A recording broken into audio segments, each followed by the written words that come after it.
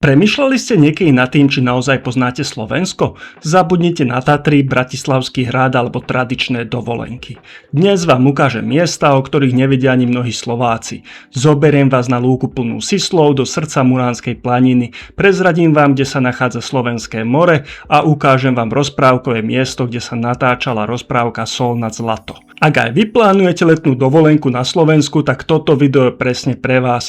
A to nie je všetko. Vydržte toto video pozerať do konca, ak chcete vedieť, kde na Slovensku sa nachádza prekliatý ostrov a ktoré sú tie najkrajšie zrúcaniny hradov, o ktorých vie len málo ktorý Slovák. Vítajte späť na mojom kanáli Vycestuj. Ak vás môj obsah baví a chcete vedieť viac o netradičných miestach na Slovensku, kliknite na moje prvé video, ktoré malo veľký úspech. Taktiež budem rád, keď ma podporíte lajkom a odberom, aby som vedel, že vás moja tvorba baví. Ešte predtým, ako sa spolu vyberieme do divokej prírody Muránskej planiny na môj rodný Gemer, skúste si tipnúť, kde sa natáčali niektoré scény slávnej slovenskej rozprávky Sol nad zlato? Odpoveď vám prezradím na konci tohto videa. Našu cestu začíname v mojom rodnom regióne, ktorý bol kedysi srdcom baníctva, no dnes je rajom pre milovníkov ticha a netradičných zážitkov.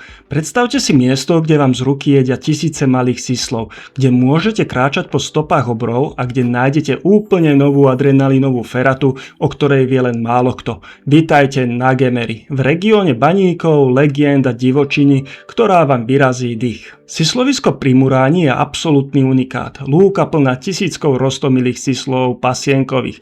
Tieto zvieratka sú také krotké, že ak si prinesiete slnečnicu alebo kúsok jablka, budú vám jesť priamo z dlane. Je to zážitok, ktorý vyčaruje úsmev na tvári každému, či už ste dieťa alebo dospelý.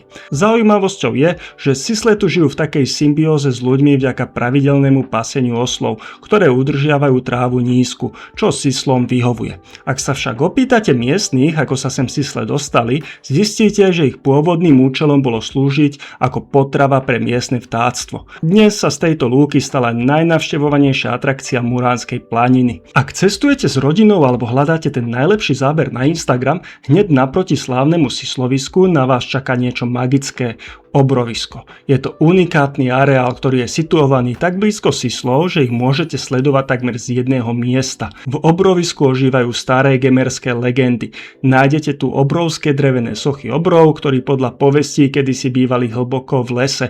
Je to fantastické miesto, kde sa deti môžu vyblázniť a dokonca aj uvidieť miestne zvieratá v minizoo. Okrem sôch sú tu aj interaktívne prvky, ktoré vás vtiahnu do príbehov tohto kraja. Areál je prístupný za symbolické vstupné zvyčajné 3 až 5 eur, ktoré slúži na údržbu sôch a areálu. Je to skvelý spôsob, ako podporiť lokálnych umelcov a cestovný ruch na Gemeri. Ale Muránska planina nie je len o sisloch, je to jedna z najmladších a najdivokejších chránených oblastí na Slovensku. Nájdete tu čistý vzduch a v hlbokých lesoch môžete stále stretnúť medvede, vlky či rysa. Nad týmto všetkým sa týči Muránsky hrad, jeden z najvyššie položených hradov v strednej Európe. Cesta naň je síce strmá a trvá približne 1 hodinu, ale tie výhľady stoja za to. Keď sa povie Gemer, musíme spomenúť jeho banícke srdce. Mestá ako Jelšava či nedaleká Revúca boli postavené na zlate, striebre a železnej rude. Práve moja rodná Revúca je známa svojim prvým slovenským literárnym gymnáziom a každý milovník histórie si tu príde na svoje. A teraz pozor, ak ste aj vy adrenalinový nadšenec, Gemer má svoju veľkú novinku Via Ferrata Miková železná cesta pri Jelšave. Je to vôbec prvá ferata v tomto regióne, ktorá vedie cez starý banický areál. Ponúka rôzne stupne náročnosti, takže si prídu na svoje začiatočníci aj skúsení lesci. Je to úžasný spôsob, ako spojiť šport s objavovaním priemyselnej histórie kraja.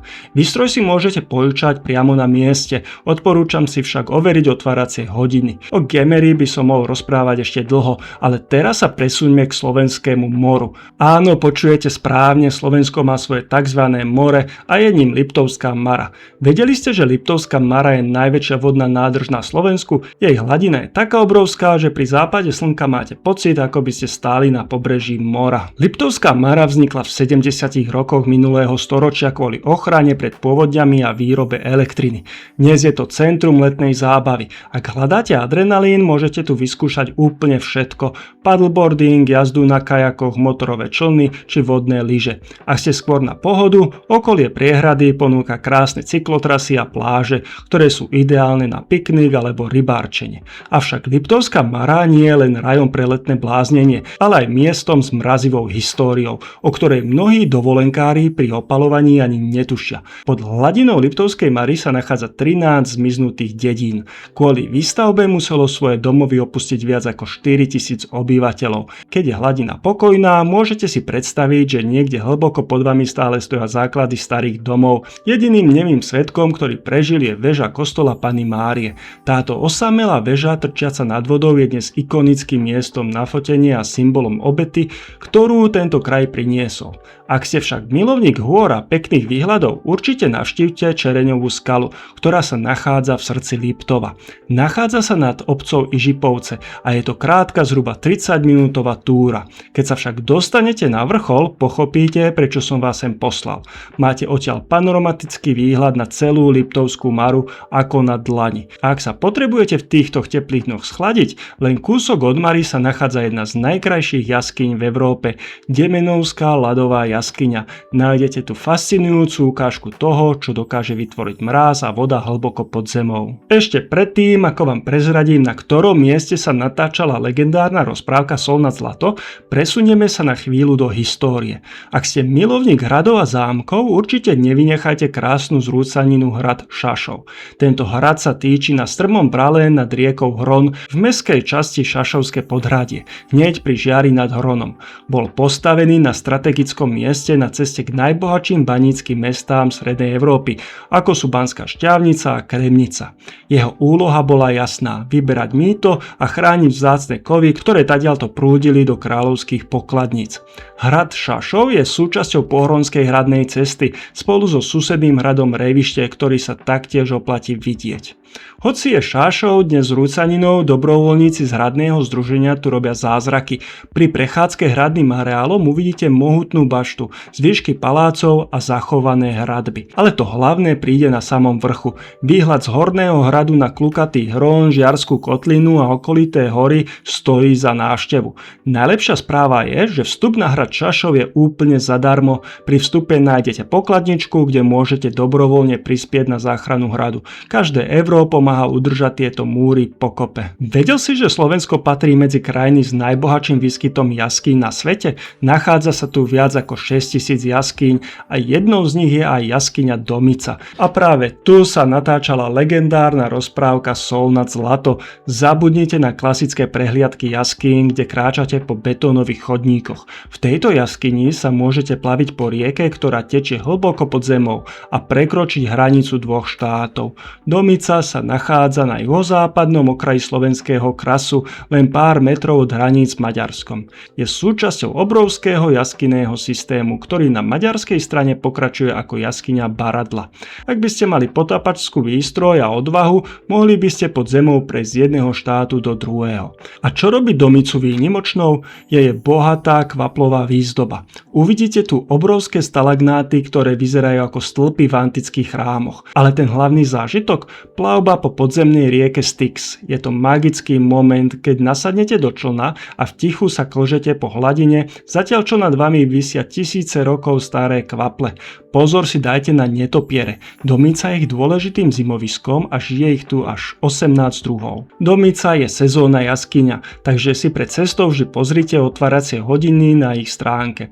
Cena za dospelú osobu na okruh s plavbou sa pohybuje okolo 10 až 12 eur. Ak chcete len krátky okruh bez lode, je to lacnejšie. Ale úprimne, bez plavby po Styxe to nie je ono. A na záver tu máme miesto, ktoré patrí medzi tie najtajomnejšie na celom Slovensku. Určite ste o ňom ešte nepočuli, ale miestni ho často nazývajú Prekliatý ostrov. Uprostred Oravskej priehrady sa nachádza Slanícky ostrov umenia. Jediné miesto, ktoré zostalo po kedysi prosperujúcej obci Slanica. Keď sa v 50 rokoch minulého storočia budovala Oravská priehrada, celá obec musela ustúpiť vode. Obyvatelia boli vysťahovaní, domy zbúrané a pod hladinou ruinov dodnes odpočívajú celé ulice a opustené ruiny.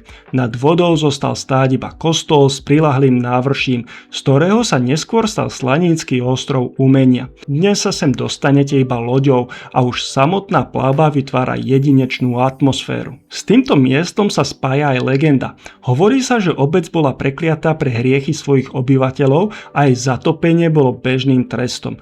Neexistujú síce historické dôkazy, ktoré by túto povesť potvrdzovali, no práve takéto príbehy dodávajú ostrovu jeho tajomnú atmosféru. Mnohí návštevníci hovoria, že tu panuje zvláštny pokoj a energia, ktorú je ťažké opísať slovami. Slovensko ukrýva množstvo pokladov, miest s bohatou históriou, tajomnými príbehmi a nádhernou prírodou, ktoré čakajú na svoje objavenie. Ak sa vám toto video páčilo a chcete viac tipov na menej známe no fascinujúce miesta na Slovensku, nezabudnite mi dať like, odber a napíšte mi do komentára, ktoré z dnešných miest vás zaujalo najviac. Ďakujem za sledovanie a vidíme sa pri ďalšom objavovaní nášho krásneho Slovenska.